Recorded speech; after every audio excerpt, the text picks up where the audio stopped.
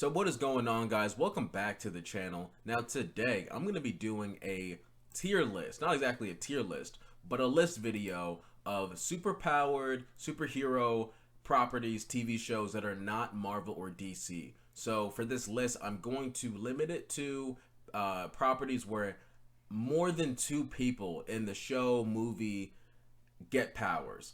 An honorable mention to things like Raising Dion, Hancock, Brightburn. I'm going to be excluding them from the list, mainly because I thought this was trash. I like this movie, don't feel like rewatching it. Like this movie, don't feel like rewatching it. So let's get into it. So I'm going to be ranking them based off how popular versus niche they are and how quality they are. So quality, in my opinion, for this genre is how cool are the powers in this story? How creative are they?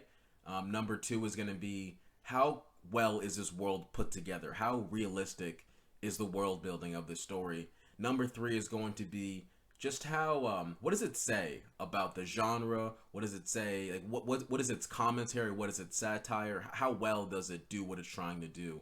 And then lastly is going to be the production value, the acting, that sort of thing. So without further ado, let's get started.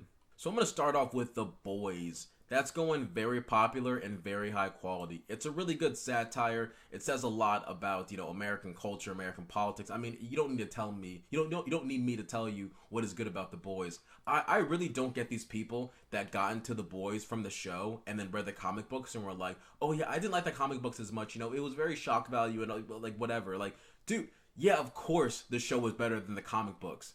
The comic books were written by one dude over the course of like 5 years with like deadlines and quotas and shit.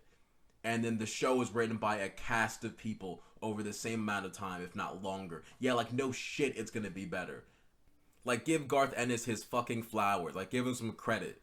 If there's one theme in the comic books that I don't think came across all the way, is just how replaceable most soups are, how quickly they are. It's not like it's not there in the story, but some of my best moments, some of the best gags come from just how quickly and easily they're able to just like wipe out some soups and just, replace them with the same people in different costumes and people just do not care or don't even notice. So anyway, whatever. Popular, very high quality. So next up, we're going with Invincible, and that is also very high quality, very popular. From a production standpoint, I could put it a little bit lower just because of the delays in between seasons because of all the lawsuits and all that, but we're just not going to talk about that right now. What I think is really cool about Invincible is that it is the perfect deconstruction of the urban fantasy to high fantasy pipeline that every superhero story follows. So if you don't know the difference between an urban fantasy and a high fantasy, basically urban fantasy is when everything about our world is the same except a few elements. So that is what a superhero story is. It's an urban fantasy. And a high fantasy would be something more like Lord of the Rings where everything is different. The language is different, the races are different, all that stuff. So what I mean by the urban fantasy to high fantasy pipeline is that take a story like Batman where he's taking down like thugs and criminals and psychos and whatever, and then eventually when he joins the Justice League he's taking down Galactor, the like Darkseid and all this stuff. Like eventually the amount of characters at play, the amount of ancient gods and mythical other dimensional beings coming into the story makes it a high fantasy story, and Invincible is the perfect folly to that because it does become that. It does involve like greater than Earth forces in the story. It stays kind of grounded in how this character is feeling throughout all that, and it's not like a Darkseid where they're trying to like destroy the Earth and whatever and conquer all the universe. They're trying to conquer the universe in a realistic way. So Invincible is definitely going top tier, high quality. Clearly the author really understands the kind of genre he's writing in, and how to do something very different, but it seems he likes superheroes where Garth Ennis does not like superheroes, and you can tell the difference in the work that they've made. So, Invincible, The Boys, popular, high quality, very good. Next up, we're going Jupiter's Legacy. Now, this one is going to definitely go in the more niche category, and it's definitely going lower quality. So if we're just talking about the show and its production, I thought the costumes looked really cool, thought the powers and the CGI were pretty decent. The part where it kind of lost me was that whole storyline about the Great Depression and their dad like sewer sliding himself. It was a little bit too obviously something that was added into the show to pad out the runtime, because I read the comics and there was nothing of the sort, anything even close to that. What I think is kind of neat about the Jupiter's Legacy story is this conflict between the Golden Age superheroes and the more new school superheroes, where they really are the kind of, fight for justice, no killing, kind of grandpas superhero, and then these newer kids are coming up and they're like, the forces that we're dealing with are so much more dangerous than anything you guys dealt with, and they're willing to splatter us without a second thought. We cannot have your same philosophy and continue to survive and exist. And I think that is pretty good commentary on just the evolution history of comic books. I was definitely a little bit disappointed about its cancellation, but I can see why they did it. And just based on how short the comic books were, I just don't see them making it like a 4 or 5 season show without padding the runtime and adding a few things that maybe wouldn't work. So it is what it is, but they have other shows similar, so you know they can't all be winners. So next up, we're going with Sky High, putting that incredibly popular, pretty high quality also. The powers are pretty cool and creative. There's some that are a little bit duds, firepower, super strong, can fly, that kind of thing. But I think it's really cool how it uses powers to tell kind of like a coming of age story, trying to, like, the feeling of inadequacy and is it ever going to happen to me, is definitely something that a younger audience and even an older audience can appreciate. So Sky High is goated. I'm putting it honestly closer to Invincible. I love this. So next up, we're going with Extraordinary, and that one is going to go in pretty niche because I don't hear a lot of people talking about it, but incredibly high quality. So Extraordinary is what you get if, like, the kid from Sky High, where he's like a late bloomer, he's not sure if he's going to get his powers and everything, if that just lasted into your 20s and you made a sitcom about it. What I think is really cool about this show is that it focuses a little more closely. It's a comedy, but it focuses more closely on the feelings of inadequacy, that someone who is just not living up to society's expectations, their expectations, where they want to be in their life, that kind of thing. And if you're anywhere near your 20s, and you can definitely appreciate that feeling and understand that feeling. The world and the powers of Extraordinary are honestly so cool because it's the kind of world where, like, you could get like a taxi and they'll just fly you to where you want to go, but at the same time, like, your dentist might have like a really cool power too. Now, some of the powers are a little bit silly and they're there to make you laugh, but the ones that are not and have a little bit more of a dramatic role are really, really cool. So this isn't really a spoiler. It happens in the first episode. But this girl's power is that she can talk to the dead, and she's basically like a will attorney. So people will contact their dead loved ones through her, and then she'll let them know their wishes.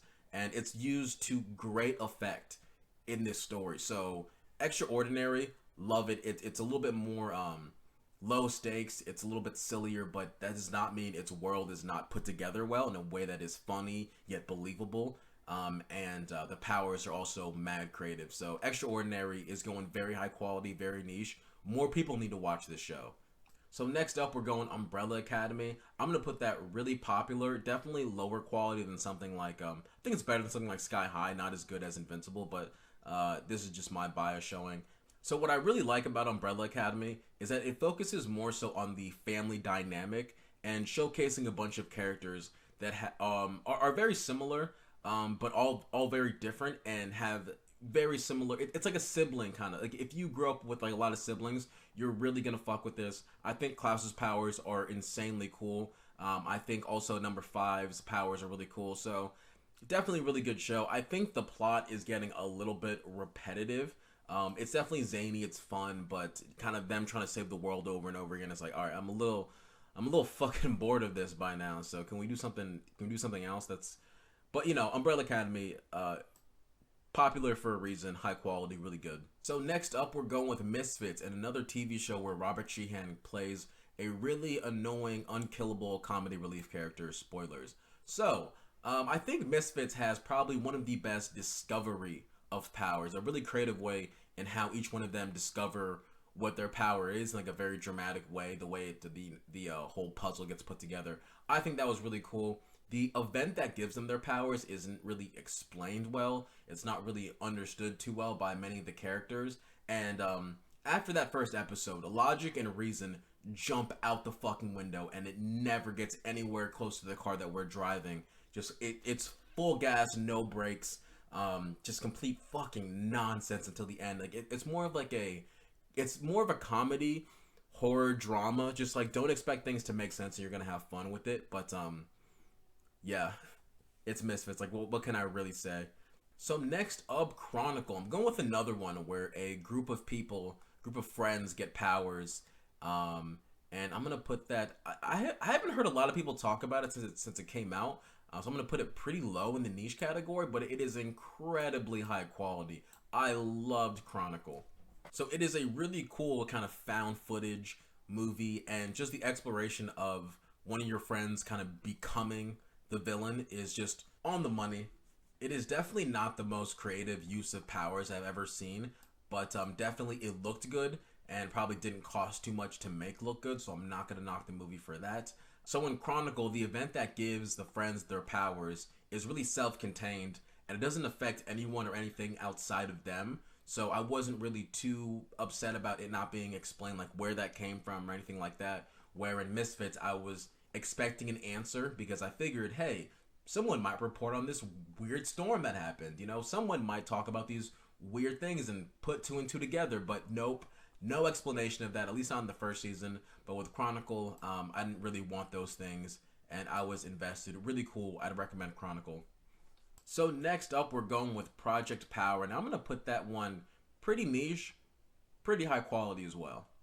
So what's pretty interesting about Project Power is that it's based off a drug, and when you take it, you don't know what power you're going to get. You don't even know if you're going to survive it, but then once you take that pill, it gives you the same exact power after that. And then the way that they base it off of characteristics seen in nature is pretty cool. It's a pretty trippy visual to look at, so I like that part of it. And it's nothing like groundbreaking in terms of storytelling, but it was dang. It was cool. It's everything you need it to be. If you're looking for some pretty cool, super powered action that's not like some very cringy, corny Marvel and DC thing, this will give you what you need. I thought the special effects looked awesome. That one scene at the end, I'm not going to spoil what happens, but I'm pretty sure you've seen that Jamie Foxx edit where everything is like trembling and everything. So dang. Yeah, Project Power, really awesome. Not really a very comic book centered story, not like a very comic book world.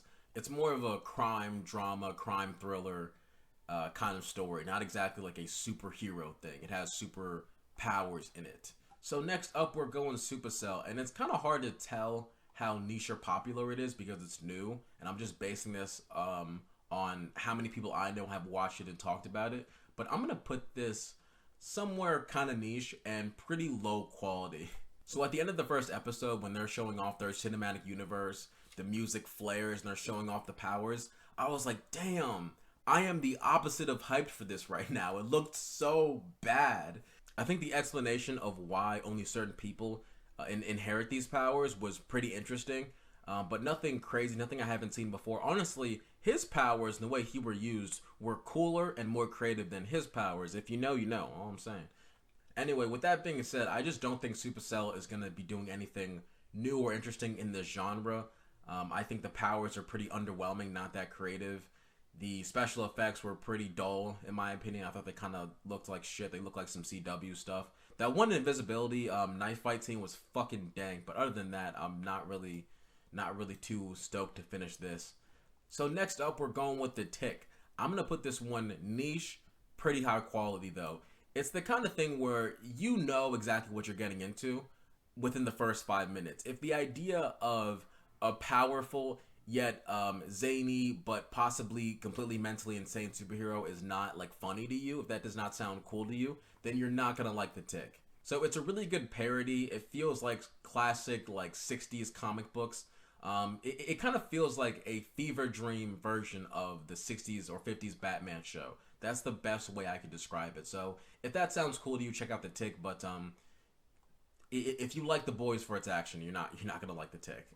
So for the final entry, I'm going to be talking about The Darkest Minds, Code 8, and The Tomorrow People at the same time because they both have the exact same problem. They follow the same formula where new virus comes out, new update drops, people get powers, and now they are very heavily policed and or they are forced to live in secret. The problem with these is that X-Men already did it way better like 50 years ago. Do something new. And the difference is that X-Men had something to say about human rights, civil rights, discrimination, and these have nothing. These are fucking dog water. They're all so boring in terms of their... This one tries to do some commentary about over-policing, but it really did not leave the first draft. Like, it's not good. Honestly, I think a more novel idea would be to do the reverse of these tropes, and something like the Red Queen. Now, I'm not really recommending this novel, but I just like its concept. So in this book, The Red Queen, a virus plagues humanity, wipes out a lot of the population, and then this mutation comes along. So people are born with silver blood, and these silver bloods are immune to this virus, and they also have powers. So the silver bloods become the ruling socioeconomic class over red bloods, who are normal human beings with no powers. In my opinion, more stories should take this route, because this is something we have not seen before too many times. The people with the powers actually being the dictators, actually being the oppressors instead of the oppressed, because that just makes more sense. Or instead of a story where the existence of powers creates a new social class or discrimination, how about we just make it a little bit less cut and dry than that? For example, picture this. A world where superpowers come along, right?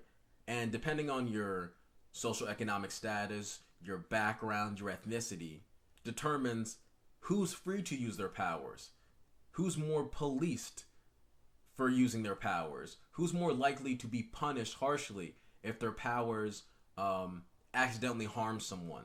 So let's say these powers kind of just appear out of nowhere. There's no rhyme or reason to their activation, and typically the person with these powers is kind of freaking out as it's happening because they don't understand what's going on. So let's say there's a kid from the inner city. He has dreams of going to college for football, and then out of nowhere his powers activate. He's freaking out. He can't really control his flight or his movement. So he lands in the middle of the street, gets hit by a car, but because he's, strong as iron, the car just, he just shreds right through it. The car just splits in half around him, and the people inside the car die. Complete accident. Did not mean this at all, but he's punished severely, 25 to life, for an accident. And then just a few miles down the road, in a much more upscale, posh part of the city, the son of some BlackRock hedge fund manager is out going clubbing, gets into a fight with someone, his powers activate, and just incinerates a room full of people. Just completely obliterates them to ash. Only survivor. Everyone knows exactly what happened. Gets a slap on the wrist community service. Crazy bias. Fucking, riots in the street. Hella protests going on. I think that would make for a much more balanced and nuanced critique of society, of justice. Justice. I don't know why I said it like that. Anyway, just throwing ideas out there. Let's get back to the list.